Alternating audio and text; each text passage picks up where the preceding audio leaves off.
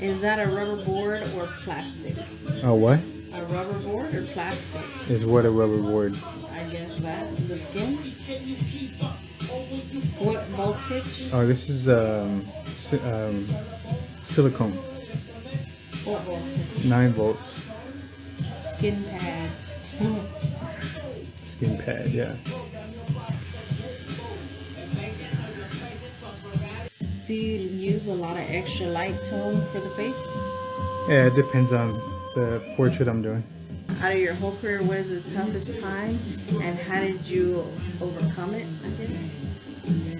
Can you give any advice on beard, stubble, texture, please? That's what I'm doing right now.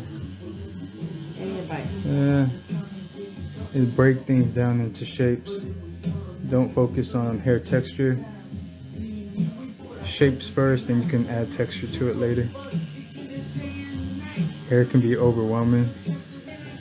Say hola to Brazil. What's up, Brazil? Brazil. I can say that really good. Don't listen, Deftones. You don't listen to Deftones much more? Yeah, I listen to everything. You hang your needle the same with skin. Yeah, I do. Argentina. Hello from Argentina. Do you back drag all of your hand movements? No, not the entire time. How do you, oh, sorry. Do pendulum and back drag. It just depends on the area. How do you layer your light tones? Like this.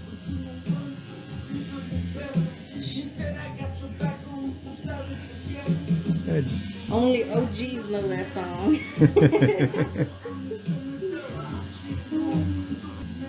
Any more spots left for portrait seminars? One-on-one, I do. Inbox me. I'll give you more information. And you got that one coming up too? Yeah, I also have a group seminar coming up at East Texas Expo in Tyler. Where is it? Tyler, right? Tyler, Texas? Mm-hmm. I think it's Tyler. Do you use round shaders? No. Magnum or curved Magnum? Curve. May I ask what voltage are you running when you use Packers? Oh, Packer, it's around 7 volts. When you do very soft layering, when you do very soft layering on the light tones of the face, is it with light tone ink cup or extra light ink cup tones? Usually it's extra light and I build up. I don't usually use the tone that I'm trying to match. So medium, I'll use light and build up. Light, I'll use extra light to build up. Do you drop your darkest blacks first? Yes, when I can. Do you do textures first and layer over lighter tones? Yeah, it depends. If I'm doing subtle textures, I do it after. If I'm doing harder textures, I do it first. Studying the value scale is good, but you also have to learn how to break the reference down into shapes. You don't want to look at features as features, like nose. You don't want to see noses, eyes, mouth. You gotta break them down into shapes. You gotta make it easier for you when you go and tattoo them. Do you stick out the needle more because of the silicone skin? No, this is about how I do it on real skin too. So when going for a medium tone, you might use the light tone and build it up? Yes. I'll wait till it gets smooth enough. If it's not dark enough, if it's not a dark enough tone, then I can do a quick layer of medium over it, and that will make sure that it heals the right tone. It won't heal too light. It's all about layers and just taking your time. Like I could probably get the same result if I use the medium to do a medium tone. It's just kind of just taking your time with it. I like to go slower and build my tones up slow, so I use lighter tones. It allows me to do more layers. Is there any issue with working light to dark? Yes. If you go too dark when you're working light to dark, and if you go too dark, then you have to compensate the rest of the tattoo because you went too dark on those light tones.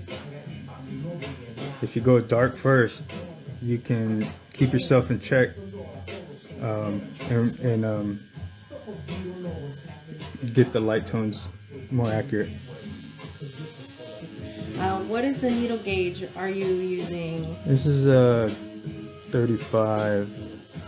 So I usually use bug pin, but this one's not a bug pin.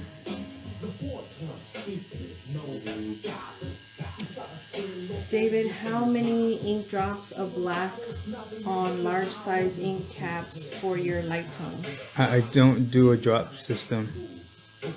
I have a gray wash set that's pre-mixed, and I just use that.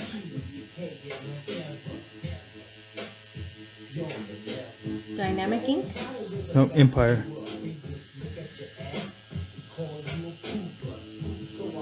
How do you avoid overworking an area from building up?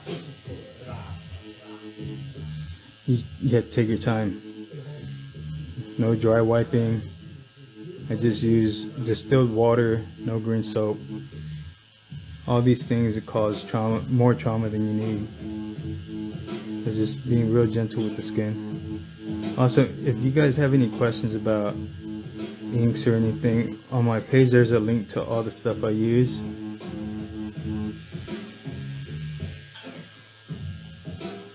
So Angel has a lot of questions about beginners, and he says, what do you mean by shapes? And that was pertaining to the last question he asked. Break down shapes of shadows. So if you have a photo reference, when you stencil it, don't stencil don't stencil features. So you don't want to stencil a nose to just outlining a nose. You want to outline the shapes of the shadows and understand how shadows work and how they form shapes. It's really hard to explain it, easier to show you. But I am doing one-on-one seminars, and I go over all that.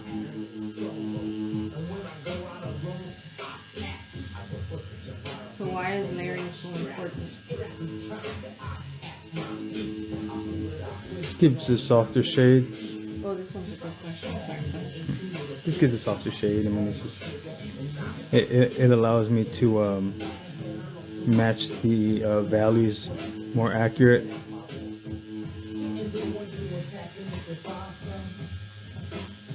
What do you think about boosting up the contrast a bit so the tattoo can stand?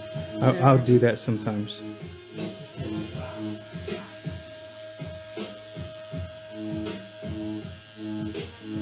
I usually do that if the photo reference is pretty washed out. I'll boost up the contrast.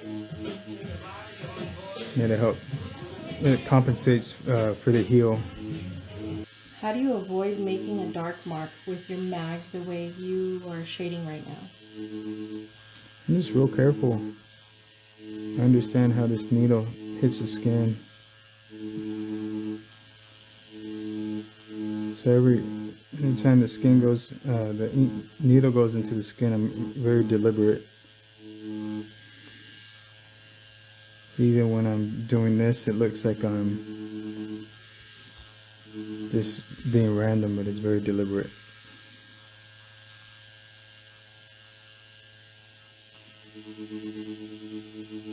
Any tips on avoiding inflammation on longer sessions?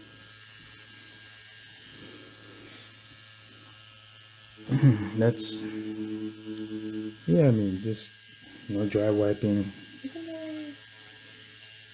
no witch hazel. I just try to use just distilled water. Pretty much that's it.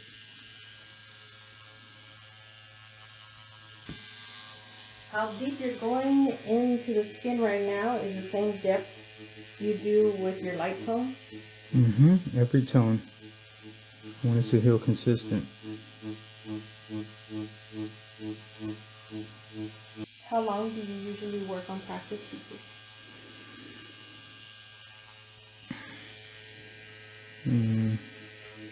It was like 3 to 6 hours.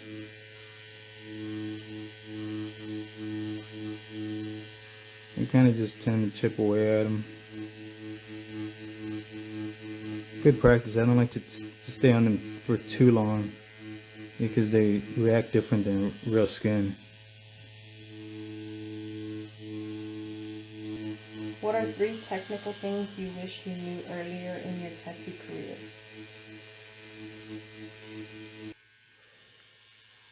The importance of patience. Taking your time. Taking your time is not only taking your time when you start, it's taking your time the entire time, and even the last hour. That's the hardest time to be patient.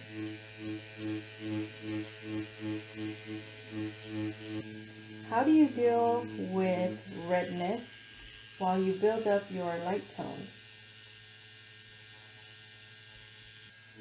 Same thing, just taking your time, being gentle with the skin, and using the least amount of products possible. So witch hazel, Bactine, all that stuff can cause unnecessary redness. Which mag gun is the needle? This is a 7 curved quadrant.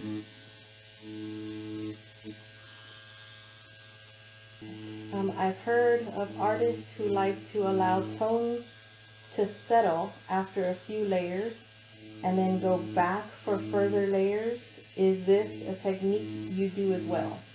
Not necessarily, but what I will do is once I'm pretty much 90% finished with an area, I'll move on to another area just to see if those tones are right. So I mean, in a way I kind of do, but it's not, I don't do it throughout the entire tattoo, just certain areas.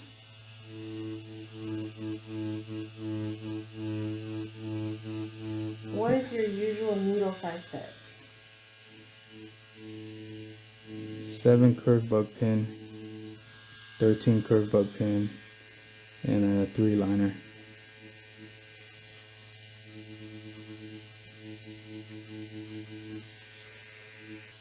Do you use the 7 mag on the whole portrait?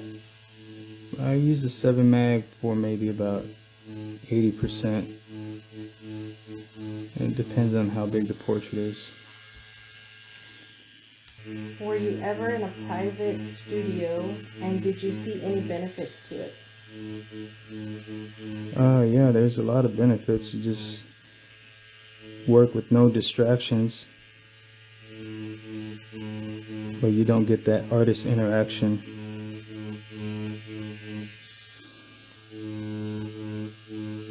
Do you darken certain areas by increasing needle pressure or going over them more when working with extra light or light tones?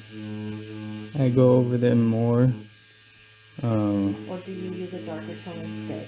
I do all of those except for the pressure. I try to keep the pressure the same throughout. If anything, instead of more pressure, I just go slower in those areas to allow the needle to put more ink in the skin.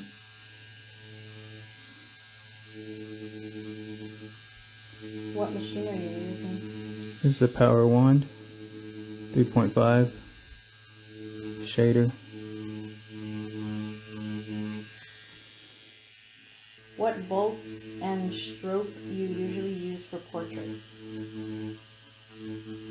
3.5 stroke, 9 volts.